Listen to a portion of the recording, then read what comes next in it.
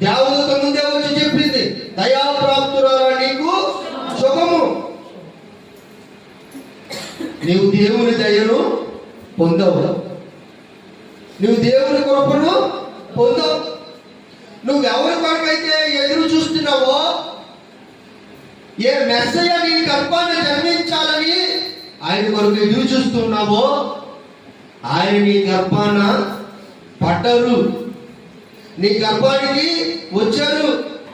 ఎందువల్ల అంటే పరిశుద్ధాత్మ వలన నీవు గర్భం ధరిస్తావు. దేవునికి స్తోత్రం. పురుషుని ప్రమేయం వల్ల కాదు, భార్య భర్తల ఐక్యత వల్ల కాదు, వివాహ బంధం వల్ల కాదు,